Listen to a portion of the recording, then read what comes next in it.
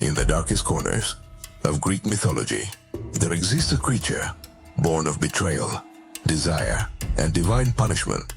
Half man, half bull, trapped in an endless labyrinth, fed with human sacrifice.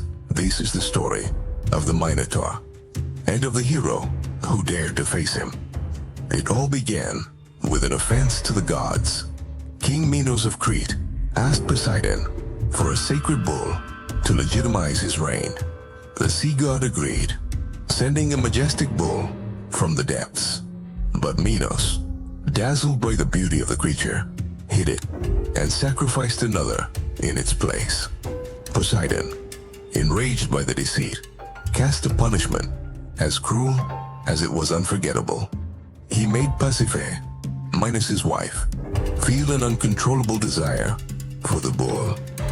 With the help of the inventor Daedalus, she created a wooden structure that allowed her to consummate this aberration.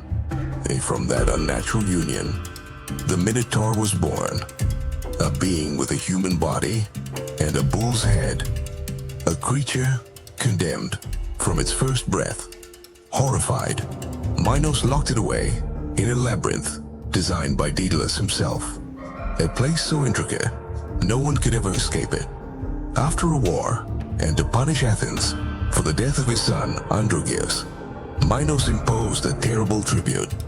Every 9 years, 7 young men and 7 maidens from Athens would be sent into the labyrinth as a sacrifice to satisfy the Minotaur's hunger. Athens was drowned in mourning. Each lottery was an act of despair. Each ship sailed without hope. The people cried out for an end, but the gods remained silent.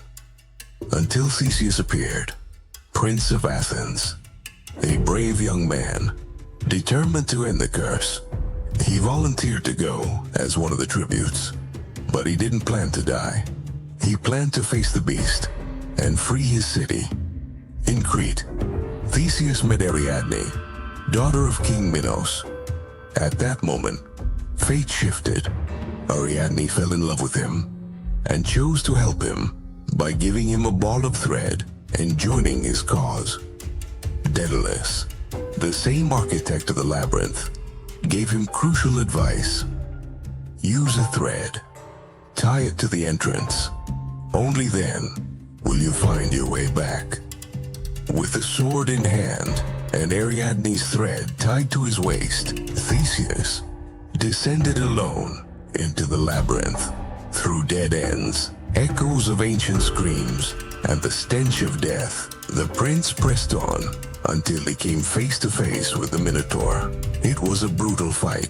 Claws, horns, and steel clashing in the darkness.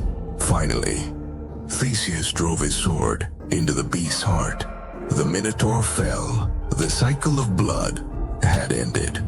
Guided by the thread, Theseus emerged from the labyrinth. Ariadne, overjoyed, sailed with him toward Athens. But legends never have simple endings. On the island of Naxos, Theseus abandoned Ariadne while she slept.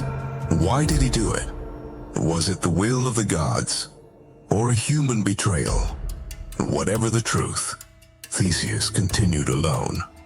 As he neared Athens, he forgot to change the ship's black sails for white ones, an agreed-upon signal to inform those ashore whether the mission had succeeded. Aegeus, his father, saw the dark sails from the cliff and believed his son had died. Consumed by grief, he threw himself into the sea. From that moment on, those waters have been known as the Aegean Sea.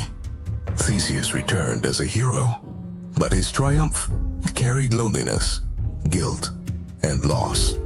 The Minotaur was defeated, but the true labyrinth was the destiny the gods wove for all those involved. Who was the real monster in this story? The beast at the center of the maze, or the men and gods who created him? On EthernalLegends, the truth sleeps, and we awaken it.